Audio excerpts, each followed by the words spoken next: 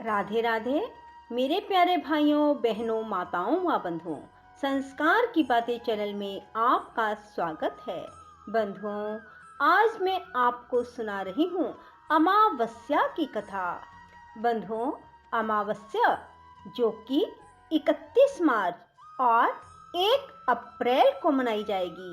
बंधुओं, वैसे तो उदय तिथि होने के कारण अमावस 1 अप्रैल को ही मनाई जाएगी, फिर भी तिथियों के अनुसार अमावस 31 मार्च को लग जाएगी। बंधुओं, मैं आपको सुना रही हूँ अमावस्या की कथा।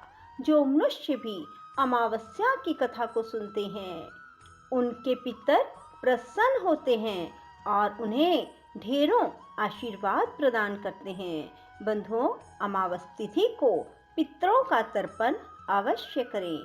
साथ ही पीपल के वृक्ष में कहा जाता है पितरों का वास होता है, इसलिए पीपल के वृक्ष में कच्ची लस्सी अवश्य चढ़ाएं और हो सके तो एक शुद्ध घी का दीपक भी अपने पितरों के निमित्त जगाएं।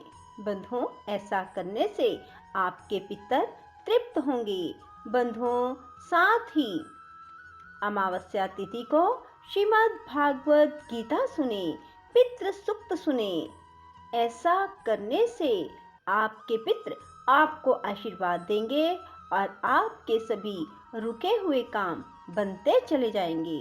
बंधुओं, यदि आपने YouTube चैनल संस्कार की बातें अब तक सब्सक्राइब नहीं किया तो जरूर करें और बेल आइकन दबाना ना भूलें, ताकि आपको हमारी आने वाली सभी वीडियोस की जानकारी सबसे पहले हो सके। बोलो अमावस माता की जय हो, पितृदेव की जय हो। एक नगरी में एक राजा राज्य करता था। उसकी प्रजा एवं परिवार सभी खूब आनंद से जीवन बिता रहे थे।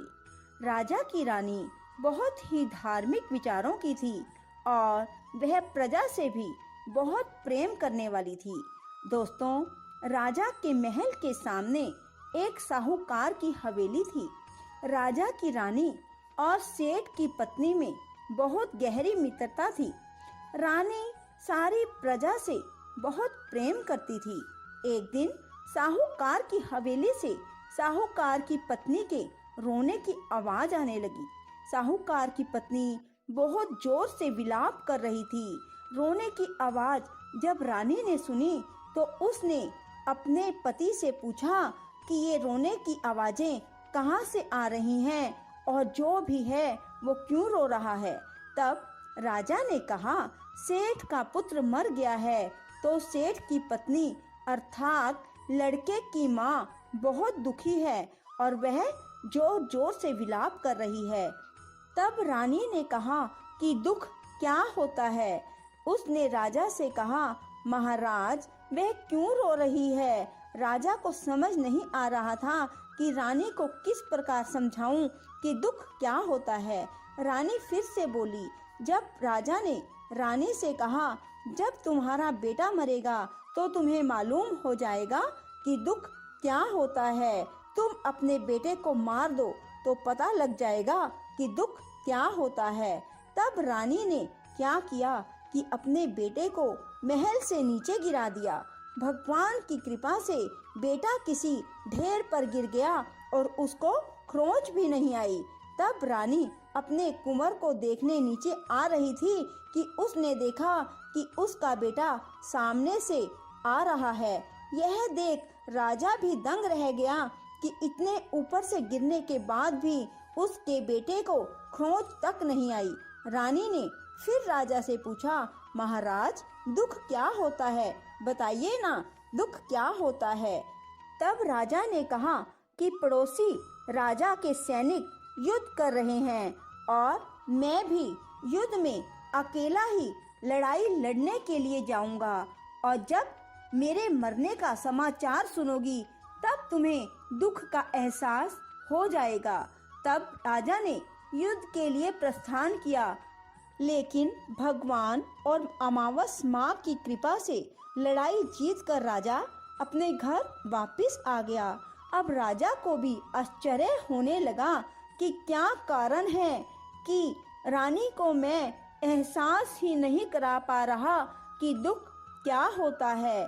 तब राजा ने रानी को बुलाकर कहा कि अब हम गंगा माँ की यात्रा के लिए जाएंगे, तुम तैयारी शुरू कर लो।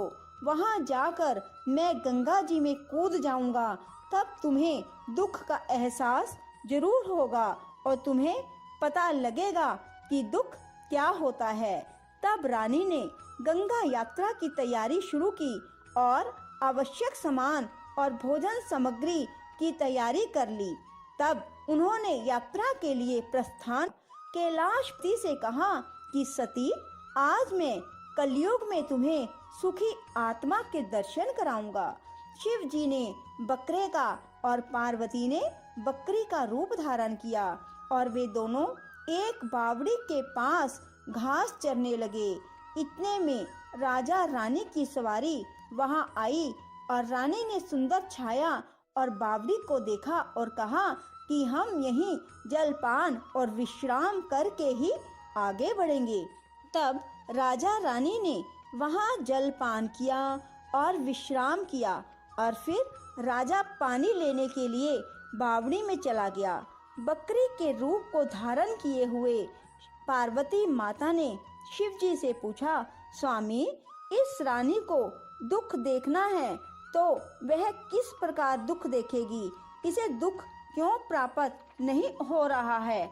रानी ने बकरा बकरी को मनुष्य की भाषा में बोलते हुए सुना। उसने सुना शिव जी माँ पार्वती से कह रहे थे कि इसने अमावस का व्रत किया था, इसलिए इस जन्म में रानी बनी और सुख का आनंद ले रही है। ये राजा गंगा में भी नहीं मरेगा। तब रानी ने उनकी बातें सुन ली। तभी राजा पानी लेकर आया तो रानी ने राजा को सारी बातें जो शिव पार्वती में हुई थी उन्हें बता दी। तब वे दोनों वापस अपनी नगरी को चले आए। राजा ने अपनी प्रजा को अमावस के व्रत करने की आज्ञा दी।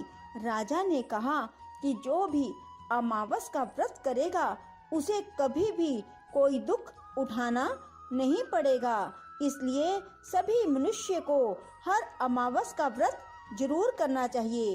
राजा खुद भी अमावस की पूजा करता और कथा करता।